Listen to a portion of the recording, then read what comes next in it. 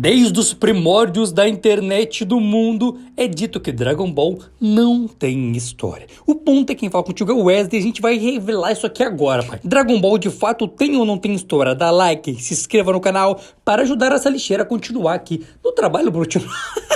No trabalho pra vocês, porra. Só vem o seguinte, mano. Como todos sabemos, Dragon Ball é uma obra de 1984, papai. Sendo que ela ficou sendo serializada, sendo feita, né, no papelzinho pelo Akira Toriyama até 1995, ano que o papai aqui nasceu. Depois disso, a gente teve Dragon Ball Super de 2015 até agora sendo feito. Mais ou menos uns 9 anos aí. Então foi 9 anos do primeiro, 9 anos do segundo, mais ou menos uns 18 anos de obras sendo feitas com hiato no meio delas. E Dragon Ball foi concebido, foi feito como uma obra de luta. Dragon Ball é um desenho de luta. Desde o início dele era soco na cara. Era isso que o Akira Toriyama queria fazer. Ele adaptou algumas vezes, teve algumas mudanças da ideia original dele, aquilo que a gente vê numa Dragon Ball no contexto geral. Não foi o que o Akira fez do início, ele pensou em outras coisas, mas com o tempo ele foi mudando e outras pessoas foram se metendo e dando palpite, e ele foi aceitando os palpites dessas pessoas que entendiam do assunto, porque hoje em dia o bagulho é pica, né? Apesar de que o cara que manda hoje em Dragon Ball não acha que Dragon Ball tá tão famoso e precisa fazer um monte de merda pra arrumar, né? Mas eu não concordo mais com o cara. Quem é que manda ele agora não é mais o Akira, então foda-se. E quando eu digo que não é mais o Akira que manda em Dragon Ball, é porque o Akira é o criador e tal, mas ele não tá mais tão focado em Dragon Ball faz muito tempo, irmão. O Akira já deixou na mão de outras pessoas pra fazer Dragon Ball, enquanto ele vai fazer Dragon Quest, que é só o que ele faz, mano. Designer de Dragon Quest e os caralho. E é exatamente o fato de Dragon Ball ser uma obra de luta que faz com que ele tenha uma das suas maiores críticas, mano. Dragon Ball é muito famoso, tanto que vai fazer 42 anos e o bicho, mano, ainda está aí. E há 42 anos com hiatos, tá bom? Como eu falei, teve até 95, depois só foi ter em 2015, pô, um bom tempo de hiato aí. Ao contrário de One Piece, por exemplo, que tá sendo feito o tempo todo com hiatos bem curtinhos, Dragon Ball parou e continuou muito famoso, muito por causa de seu anime, né, mano? O ponto é que, de fato, essa crítica de Dragon Ball não ter história vem de um ponto muito interessante. E esse ponto começou lá por 1999, onde Naruto apareceu, papai. E Naruto veio nos dando uma história muito complexa, perto das coisas que a gente tinha visto até o momento, onde é um fato de que Naruto foi uma das primeiras obras que nos apareceu uma história mais complexa, mais pesada, mais brutal, porque assim, ó,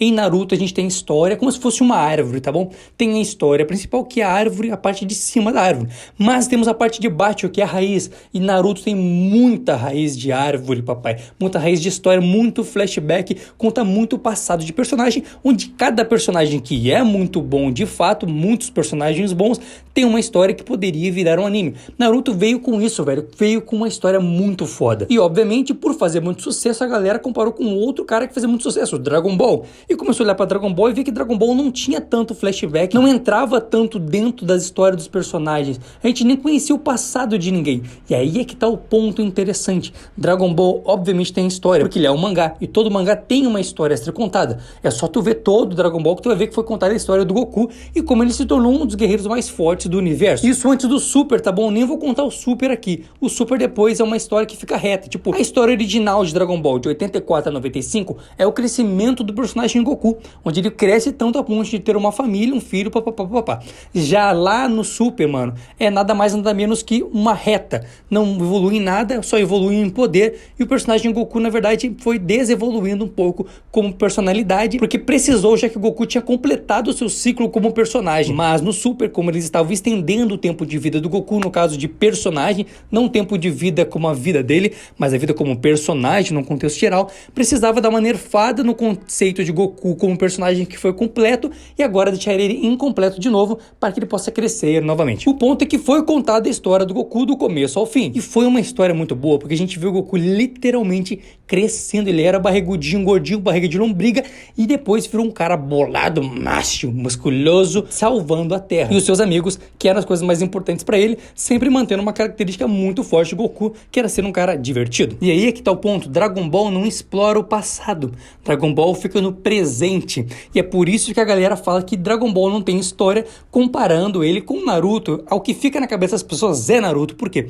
Naruto tem muito background, tendo background causa nas pessoas a sensação de ter mais história, obviamente, mais complexidade, realmente. Naruto tem uma história mais complexa do que a história de Dragon Ball. Só isso, não que Naruto tem história e Dragon Ball não tem história.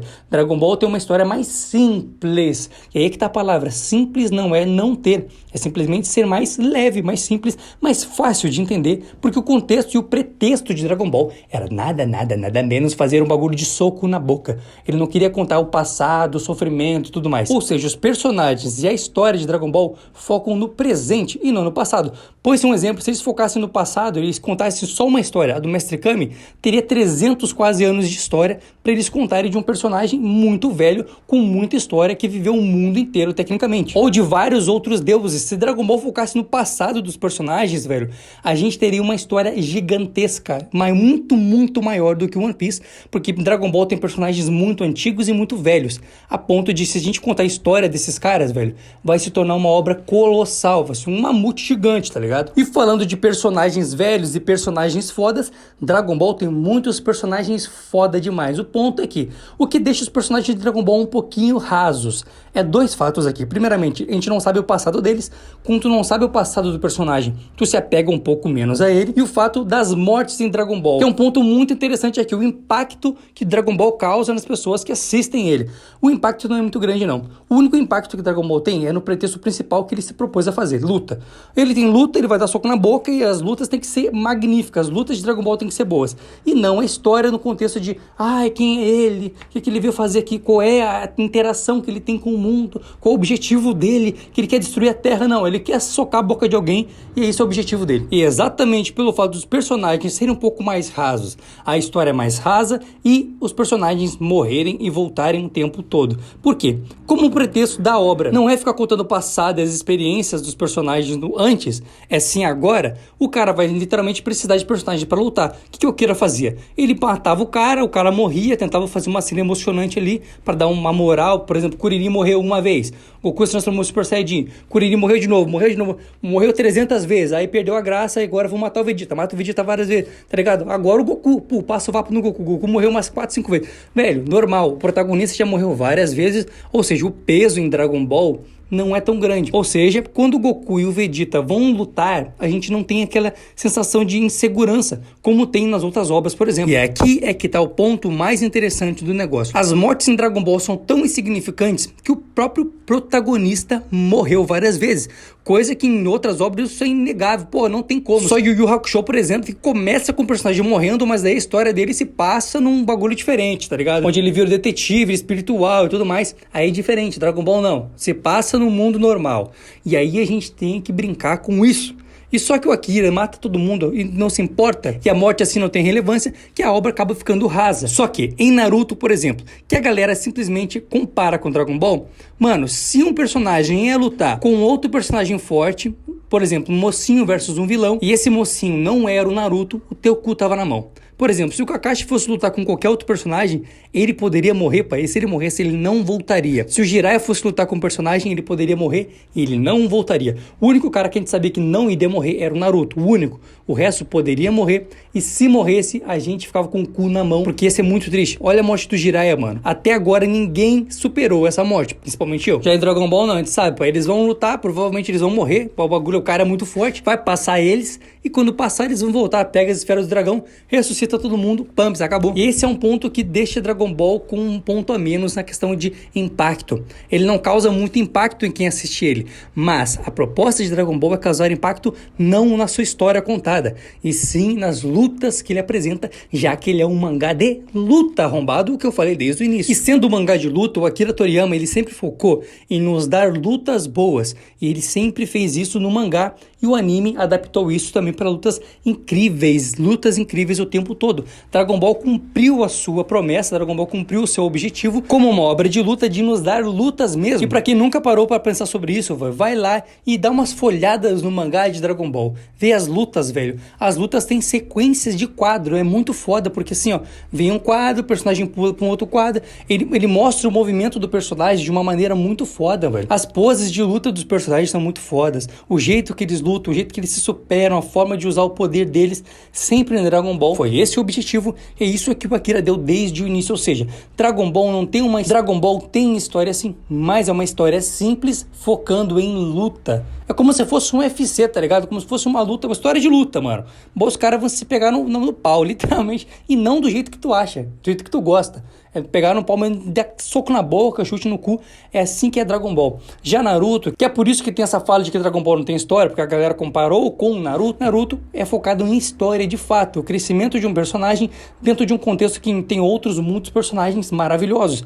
E aí que pesa um pouco. Naruto foi um dos primeiros mangás mainstream que todo mundo conheceu, porque sempre teve outros, obviamente, mas foi um dos primeiros que mudou a forma de fazer mangá. Agora a gente vai fazer focado muito em história. A partir dali, apareceu muitos mangás que era muito focado na história mesmo, com o passado dos personagens, com o sofrimento dos personagens, quem eles eram e por que eles estavam ali. Em Dragon Ball não, eles simplesmente estavam ali naquele momento vivendo o presente. Em Naruto não, em Naruto a gente sabia por que o personagem tinha chegado até ali e qual era o objetivo dele, e é por isso que doía tanto ver aquele personagem sofrer e lutar para alcançar o objetivo dele. Em Dragon Ball não, o cara já estava alcançando o objetivo dele, já estava fazendo o que tinha que fazer, onde o próprio Goku não tem um objetivo como protagonista. O objetivo dele, tipo, ele não quer ser o rei dos Saiyajins, ele não quer ser o dono do universo, ele simplesmente quer lutar e encontrar inimigos mais fortes, e no processo de encontrar pessoas mais fortes, ele tem que defender os amigos dele, obviamente, ele acaba defendendo a Terra e salvando a Terra, mas o objetivo do Goku, sempre desde o início, era encontrar pessoas mais fortes. Claro,